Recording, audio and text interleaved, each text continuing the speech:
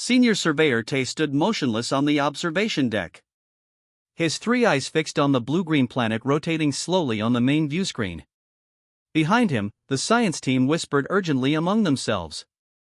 Their voices mixed fear and wonder. "Impossible," murmured Chief Xenobiologist Han. Her scaled fingers trembled as she checked her instruments again. "The readings must be wrong." "I've run the analysis 7 times, Tay replied without turning. "There is no error. This planet Earth, as the natives call it, registers as a Class 13 Deathworld." The whispers stopped suddenly. For 3,000 years, the Galactic Council had rated habitable worlds. No planet had ever exceeded Class 8. Only 2 Class 8 worlds existed, with simple lifeforms that had adapted to extreme conditions. And yet, Tay continued, it supports not only life but a technological civilization of 2-legged mammals called humans. Senior Policy Advisor Day finally asked what everyone wondered: how is that possible? "These humans," Tay said slowly, "have adapted to survive conditions that would kill most spacefaring species quickly: extreme temperatures, terrible storms, high gravity, poisons, dangerous predators, tiny disease-causing organisms." The science team's data showed humans routinely survived radiation levels that would kill most Council species. They ate foods containing chemicals toxic to half the known civilizations. They breathed an atmosphere with corrosive oxygen levels that would destroy the lungs of many species. "The Council will never approve contact," Day said firmly. "Standard rules for Class 8 worlds require observation only. For something beyond our system." "I volunteer to lead the contact mission," interrupted a voice from the back. All eyes turned to junior diplomat Gene. He was ambitious and barely 50 years old, practically a child in diplomatic terms. "Not possible," Day replied sharply. "We will suggest immediate quarantine of this system." Gene stepped forward, his face showing determination. "With respect, Senior Advisor, this discovery changes everything we believed about evolution. If these humans can survive such conditions, they have knowledge our civilization needs." Back on the Council homeworld, the debate raged for days. Many Council members feared these Deathworlders might threaten the Galactic Order if allowed to join. Any species evolved under such pressure must be naturally aggressive, argued Representative Sue. Their bodies contain more muscle mass than any Council race. Their bones are dense enough to withstand impacts that would shatter ours. Even their blood carries more oxygen than most species can tolerate. Gene prepared carefully for his presentation to the High Council. He showed videos of human children playing, human doctors healing the sick, and human artists creating beautiful works. "Yes, they evolved on a dangerous world," Gene admitted. "But this forced them to develop cooperation, creativity, and care for each other. They survived not just through physical strength but through working together." The Council chambers fell silent when Gene showed the final piece of evidence. Humans had divided into different nations yet had managed to avoid destroying themselves despite having nuclear weapons for over a century. Any species aggressive enough to threaten us would have destroyed itself long ago with such technology, Gene concluded. Instead, they have slowly built greater cooperation while maintaining their differences. They've created art, music, and literature that tries to understand the universe and their place in it. They ask the same questions we do. 3 days later, against senior staff recommendations, the Council narrowly approved Jin's mission. As Gene prepared his team for first contact, he received a private message from Tay. "I've studied them more closely now," Tay wrote. "These humans don't just survive on their death world, they love it. They climb their highest mountains for fun. They dive into their deep oceans to explore. They deliberately seek out challenges that would terrify rational beings. Be careful, Gene. We don't fully understand what we're dealing with." Gene sent a simple reply: "Perhaps that's exactly why we need to meet them." As Jin's ship entered Earth's orbit, he watched the blue planet growing larger in the viewscreen. Storms swirled across its surface. Volcanoes erupted in fiery displays. Earthquakes reshaped its land. And somehow, against all logic, an intelligent species had not just survived but thrived in this chaos. "Prepare for descent," Gene ordered his nervous crew. "Today we make history." Gene stood on the sandy beach, his protective suit feeling heavy and tight in Earth's strong gravity. He watched humans running toward the ocean carrying colorful boards. "They're doing what?" Gene asked Science Officer Wu, sure he had misheard. "Surfing," Wu repeated, checking her translator. "They ride on water waves for fun." Gene stared as humans balanced on narrow boards, pushing themselves through massive walls of water. These waves could easily break even their reinforced landing craft. "And this is recreation?" he asked in disbelief. "Yes," Wu confirmed. "They have many extreme sports like climbing rock cliffs without safety ropes, jumping from high places with fabric wings, and sliding down frozen mountains on narrow boards." Gene shook his head. The humans called Earth home, not Deathworld. They had evolved here and found dangerous activities enjoyable. It made no sense to him. Their first week on Earth had been filled with similar surprises. When Jin's team showed off their star maps spanning thousands of light years, the humans seemed only mildly impressed. When he demonstrated materials that could repair themselves, they nodded politely and asked about production costs. "Your medical technology could add 50 years to your lives," Gene had told a group of human scientists. "Interesting," replied one scientist. "But how would that affect our population growth? Would it work equally on all people or create new inequality?" The practical questions continued, leaving Gene puzzled. The humans acted as if they were speaking with equals, not a civilization thousands of years more advanced. "They don't understand how special they are," Wu told Gene privately as they prepared for the formal diplomatic meeting. "They evolved on this killer planet and think their toughness is normal." Gene studied the medical scans showing human physiology. Their bones were dense enough to withstand falls that would kill most council species. Their immune systems fought off microscopic threats constantly. Their skin could repair itself after being cut or burned. And their brains could handle stress levels that would cause permanent damage to most sentient beings. "What troubles me," Gene told Wu, "is how easily they could adapt to other worlds. The Science Directorate says humans could survive on nearly 4 out of 5 Council planets without special protection. While most Council species can only survive on 1 or 2 planet types without assistance," Wu added. "Humans are concerning." The formal meeting with Earth's United Nations began with speeches about friendship and cooperation. Gene noticed how the human delegates seemed relaxed while several Council representatives appeared tense. When Earth's Secretary General signed the preliminary agreement to join the Galactic Council as an observational member, applause filled the room. Gene watched as 3 Council ambassadors grouped together in a corner, their body movements showing worry rather than joy. Gene approached them, curious about their reaction. "Is something wrong, Ambassador Sung?" he asked the Elleran representative. "Not at all," Sung replied too quickly. "Just discussing the unusual nature of this admission." Gene knew immediately Sung was hiding something. His diplomatic training helped him spot the tension in Sung's posture and the rapid blinking of his 4 eyes, clear signs of deception among Ellerans. Before Gene could ask more questions, a human official called him away to make a toast celebrating Earth's first step into galactic society. Gene raised the glass, noticing how the humans drank alcohol, a substance toxic to most Council species, for enjoyment. Later that night, Gene received a private message from his superior. Several Council races have expressed concerns about human unpredictability and potential aggression. Monitor closely and report any dangerous behaviors. Gene looked out his window at the city below. Humans moved about their lives, seemingly unaware of how extraordinary they were by galactic standards. They had survived natural disasters, diseases, wars, and climate shifts that would have ended most civilizations. "They think we're amazing," Gene murmured to himself, "but they're the true marvel. They've lived their entire history on a world that wants to kill them, and they call it beautiful." As dawn broke over the city, Gene made his decision. He would protect these remarkable beings from those who feared them, even if it meant challenging the Council itself. The galaxy needed what humans had to offer: their resilience, creativity, and their strange ability to find joy in danger. Engineering Overseer Min stared at the display screen, his mouth hanging open. The technical readouts for the first human-built starship filled the screen. His hands shook as he tried to understand what he was seeing.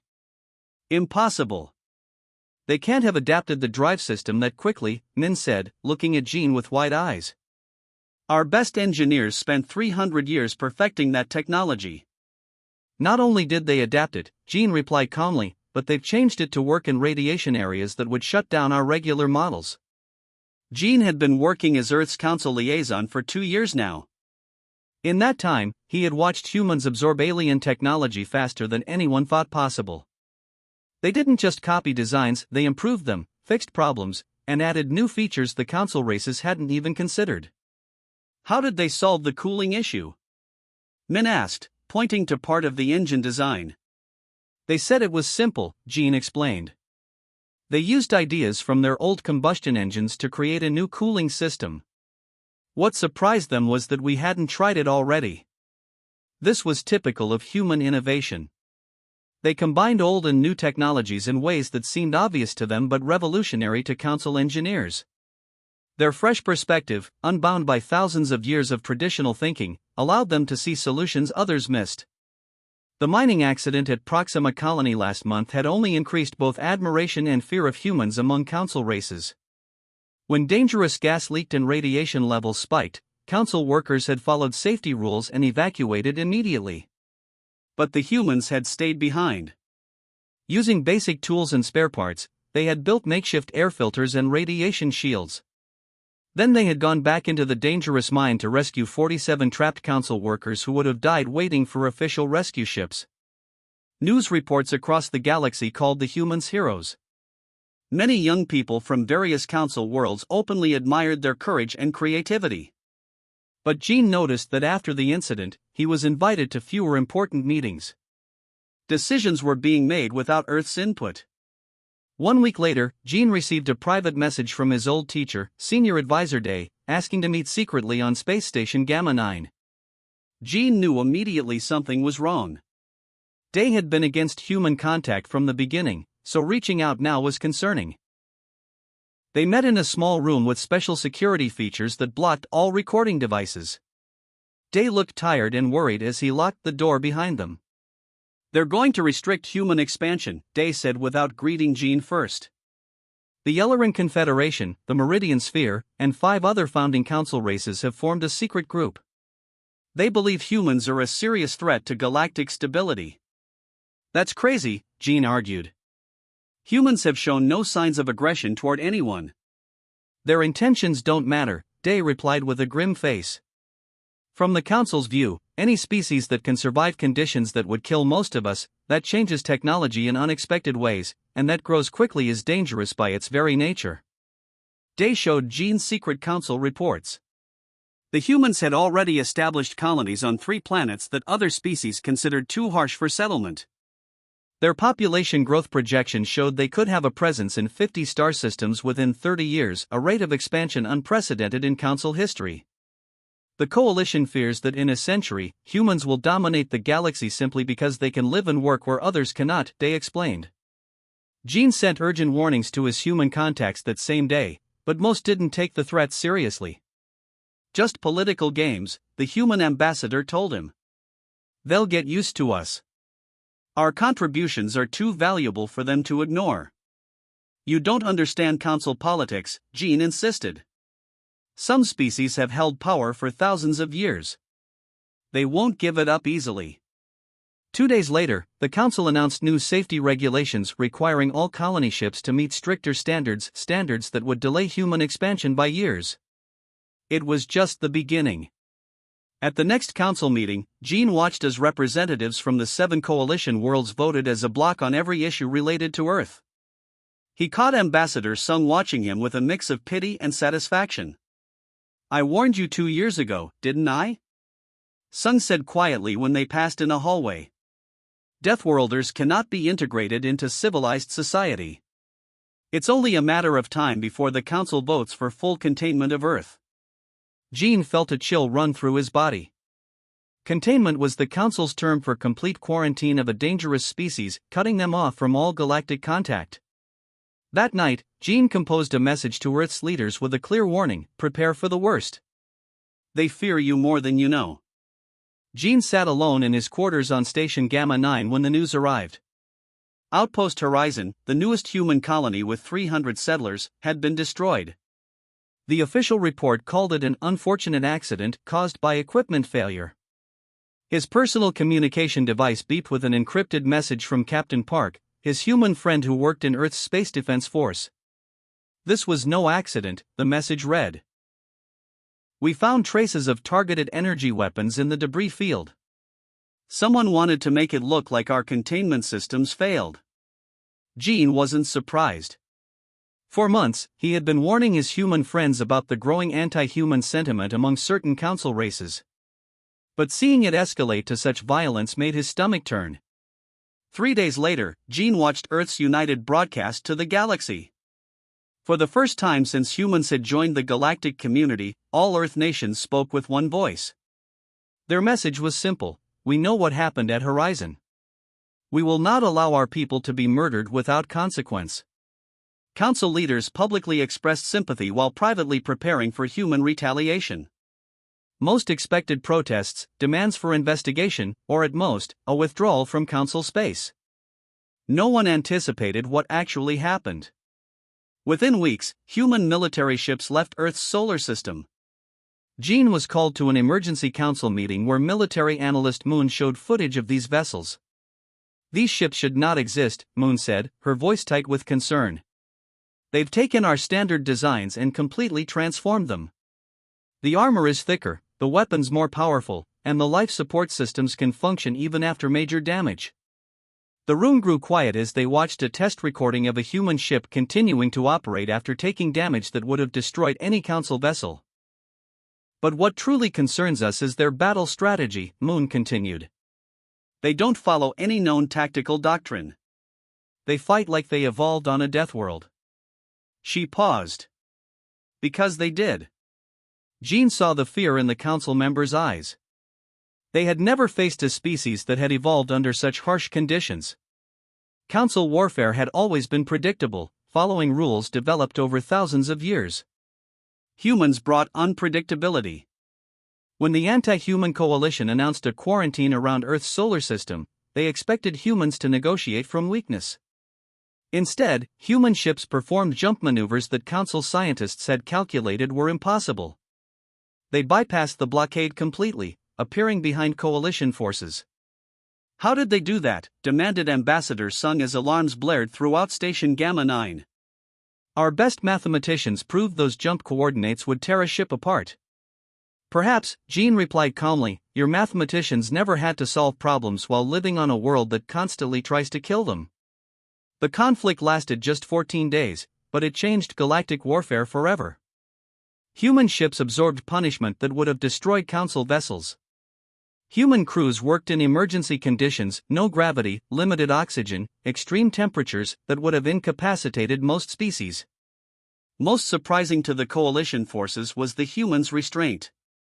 When they gained tactical advantage, they offered enemies the chance to surrender instead of destroying them. Many Council commanders, expecting no mercy from Deathworld savages, were shocked to be treated with respect after capture.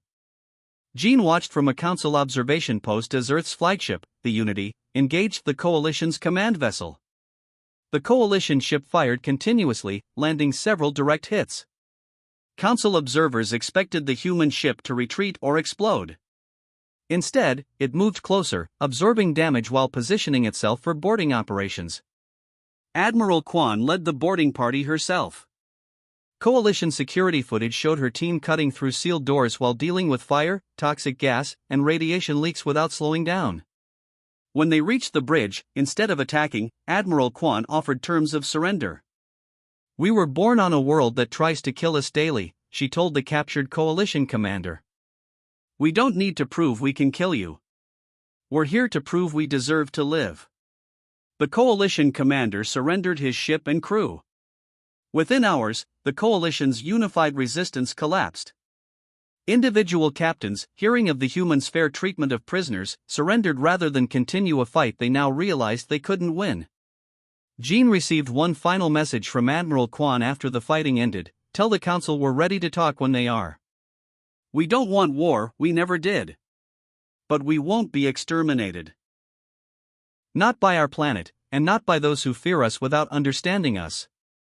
As Gene prepared to deliver this message to the emergency council session, he wondered if the galaxy would ever be the same again. Gene stood on the wide observation deck of Harmony Station. 5 years had passed since the crisis of Horizon. Now he served as Earth's ambassador to the new Galactic Council. Below him, representatives from 200 worlds gathered for the signing of the Deathworld Accords. The Great Hall glowed with lights from many worlds. Species that once avoided each other now talked freely. In one corner, a group of young aliens listened to a human engineer explain how Earth vehicles were designed to survive crashes. In another, human doctors shared medical techniques developed to treat injuries that would kill most species. "Did you ever imagine this outcome when you volunteered for First Contact?" asked Council Elder He, walking slowly to Jin's side. He had been one of Jin's few friends in the old council. "Never," Jin admitted. "I thought humans would add interesting ideas to the council.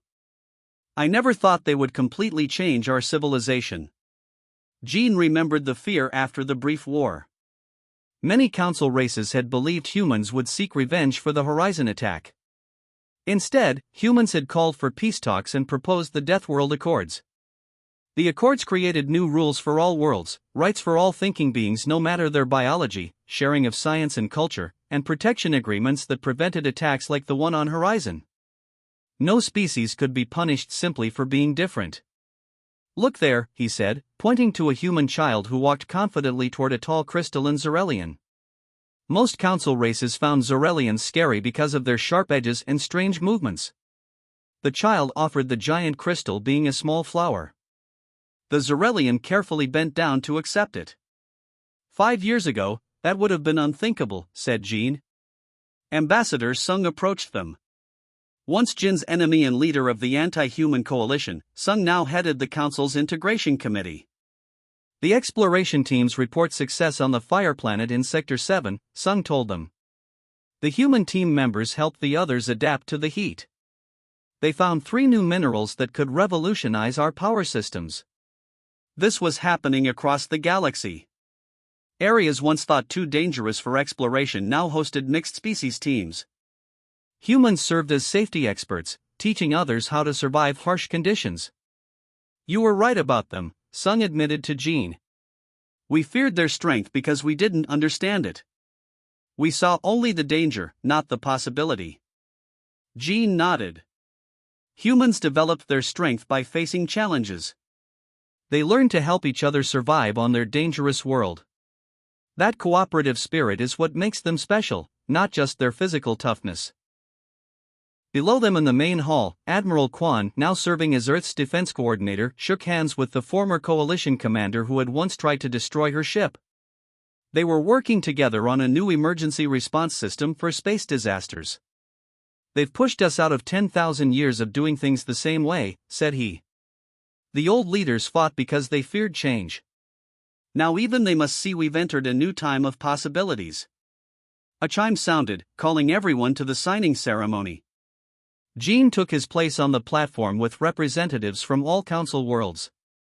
As Earth's ambassador, he would sign first, marking humanity's central role in the new galactic order. As he prepared to sign, Jean thought about how much had changed. When his survey ship first discovered Earth, they had classified it as a Class 13 Deathworld, too dangerous to contact. They had feared the tough beings who called such a deadly place home. Now that very toughness helped protect and advance all species. Human innovations strengthened council ships. Human medical techniques saved lives across the galaxy. And human courage inspired younger races to push beyond comfortable limits. Jean pressed his hand to the document scanner, making his signature official. One by one, representatives from 200 worlds did the same. Later that evening, Jean stood alone on the observation deck, watching Earth rise over the curve of the moon. From here, the blue planet looked peaceful, even gentle. Hard to believe it was the harshest known inhabited world in the galaxy. "Beautiful, isn't it?" said a voice behind him. Jean turned to see Admiral Quan. "Yes," Jean agreed. "Though I still don't understand how you can love such a dangerous world." Quan smiled. "It's dangerous, yes.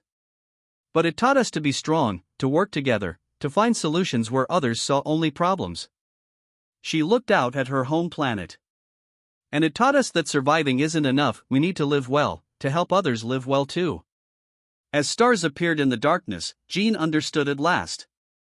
Humans hadn't just survived their death world, they had learned from it.